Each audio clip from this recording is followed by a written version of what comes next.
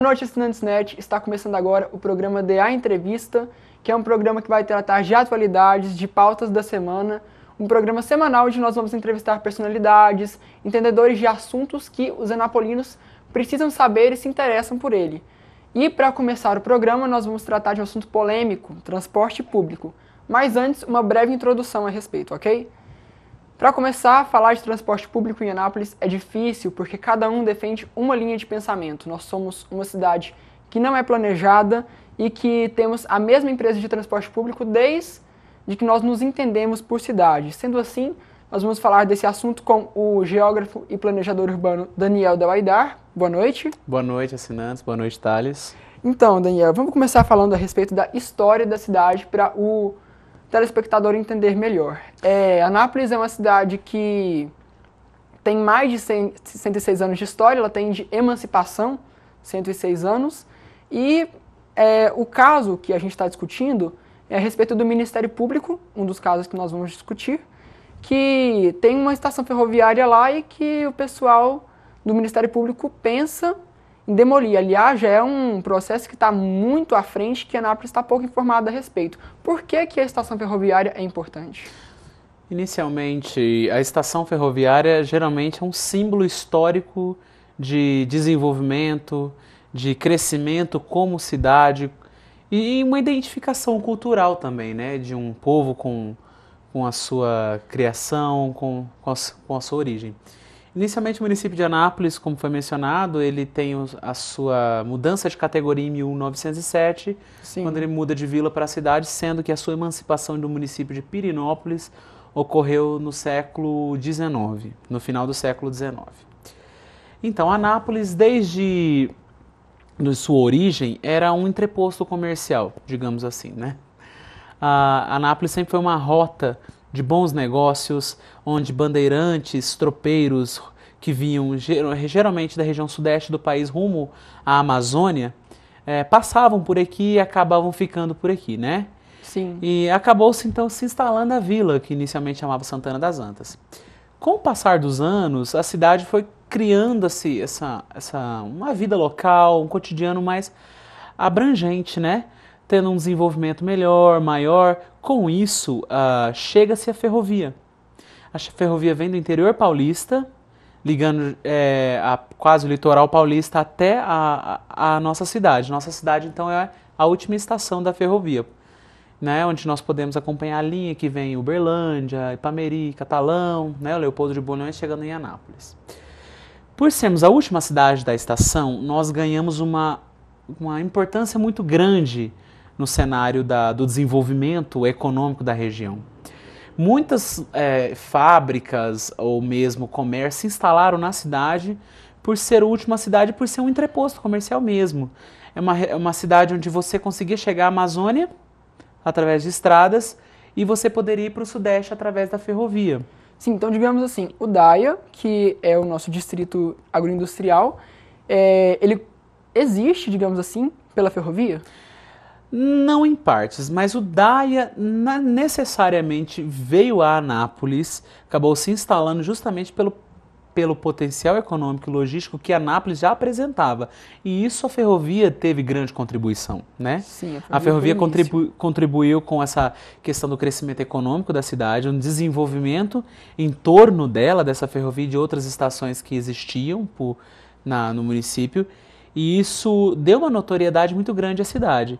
Então a cidade começou a funcionar como centro de transações comerciais, como posto de parada e principalmente como centro de distribuição. Então a ferrovia implantou na cidade o que a gente vê o embrião, a raiz do potencial logístico que nós vemos hoje, com duas linhas férreas, uma em construção, que é a Ferrovia Norte-Sul, e a Ferrovia Centro-Atlântica, que nos liga até o Porto de Santos, bem como agora as obras do Aeroporto Internacional de Cargas, ali na saída para Brasília, e a questão da plataforma logística multimodal. Toda essa gama de serviços, e com a construção de uma rede hoteleira, com a construção de centros de convenções, tudo isso para ajudar, para abarcar necessidades que a Anápolis precisa, por ser um centro econômico muito forte, né? Às vezes até mesmo superior a Goiânia. Pois é, tanto que vale a pena lembrar, Anápolis é conhecida como a capital econômica de Goiás, né? Exatamente. Nós temos um grande polo farmacêutico.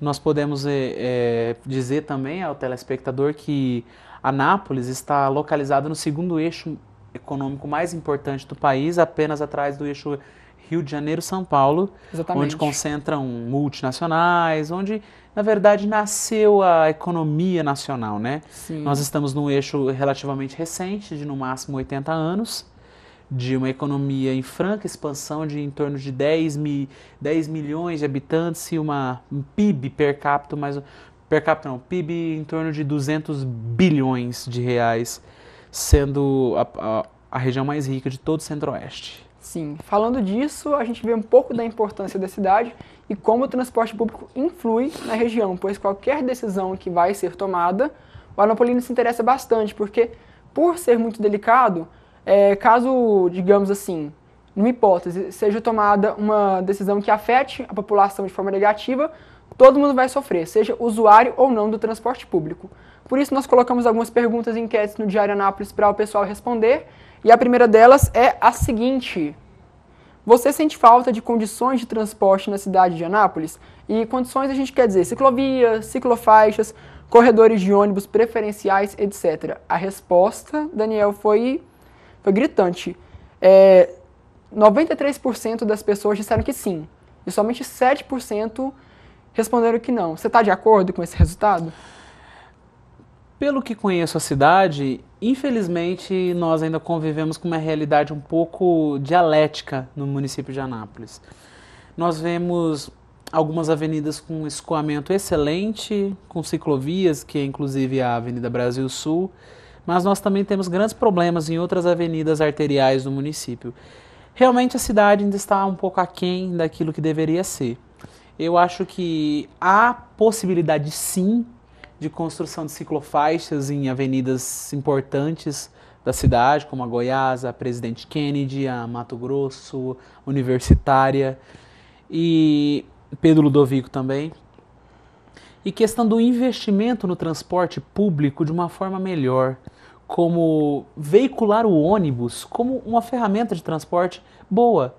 Porque infelizmente hoje a sociedade brasileira, mundial como um todo, é uma sociedade muito voltada para o carro, muito voltada para o seu automóvel de apenas uma pessoa, né? Que tem espaço para 5, mas só anda geralmente um. Você vê no trânsito, muito comum andar apenas uma pessoa. Então isso acaba criando gargalos na cidade, criando um trânsito muito pesado e concorrendo com o ônibus fica mais complicado ainda.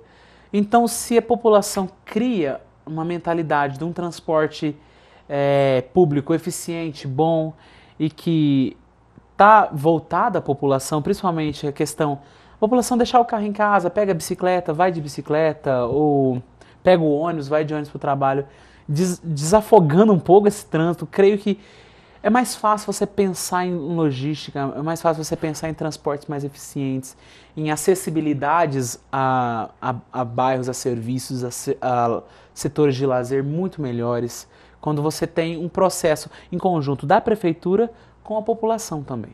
Sim, então bora para as perguntas. Aliás, agradecer ao pessoal que respondeu as perguntas, recebemos centenas de respostas na enquete e centenas de perguntas foram enviadas. A gente selecionou algumas para serem respondidas aqui. A primeira: é possível retirar os ônibus de circulação do centro da cidade? E aí, Daniel? É possível, sim. E é um esforço entre a empresa de ônibus vigente no município e a prefeitura. Nunca houve a necessidade atualmente de você ter que se deslocar do seu bairro ao centro, para lá você fazer uma baldeação, trocar de ônibus para ir para outro bairro. Nós temos um sistema que funciona muito bem em São Paulo, que é o bilhete único. O bilhete único, ele agrega a passagem apenas no cartão. Então você pode pegar um ônibus do seu bairro, em determinado ponto você pode descer, naquele ponto passa o outro ônibus que você precisa, você desce desse primeiro ônibus que você entrou, entra no segundo ônibus e num determinado tempo, em São Paulo funciona até 3 horas durante a semana e no domingo até 8 horas, você pode entrar nesse segundo ônibus, passar o seu cartão e não vai ser debitado nada.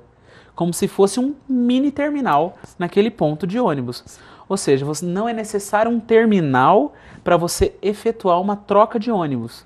Você apenas desce no ponto, entra no outro, passa o cartão, por isso mesmo, até 3 horas durante a semana e 8 horas no final de semana.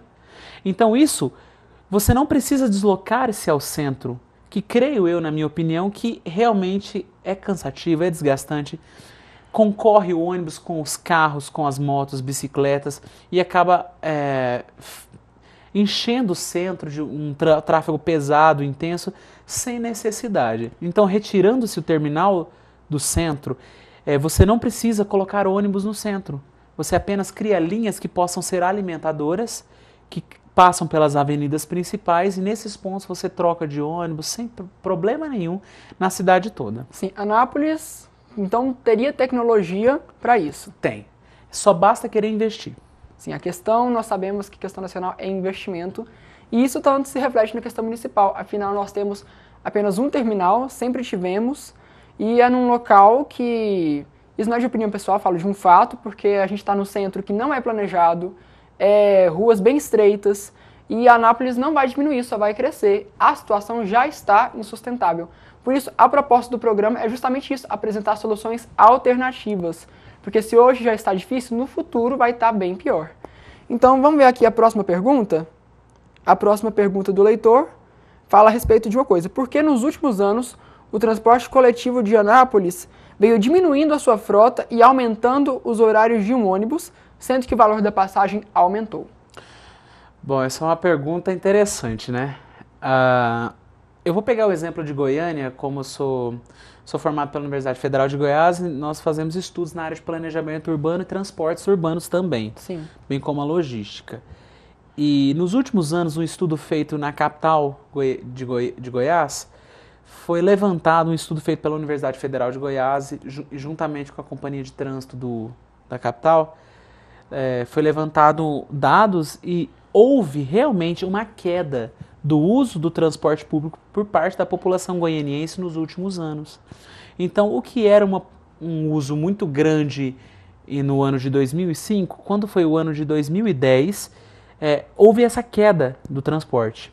Com isso, o que aconteceu? Menos pessoas usando o transporte não vai diminuir o valor por causa disso. Vai continuar o mesmo valor. Menos pessoas usando, é menos valor que entra. Necessariamente, a empresa não vai gastar tanto para investir no transporte que poucas pessoas estão usando. Então, ela vai aumentar o valor da passagem e diminuir o número de ônibus para desonerar o custo. Com isso, a população acaba reclamando, porque diminui os ônibus e aumenta o valor. Mas, necessariamente, a população não tem usado por conta do carro. Tem usado muito o carro como meio de transporte. Sim, ok, pessoal. A gente encerra o primeiro bloco por agora. No próximo, nós voltamos com mais perguntas, outra enquete. E nós vamos falar a respeito também do processo do Ministério Público em relação ao Terminal 2. Nós voltamos daqui a pouco. UniTV, seu lugar é aqui.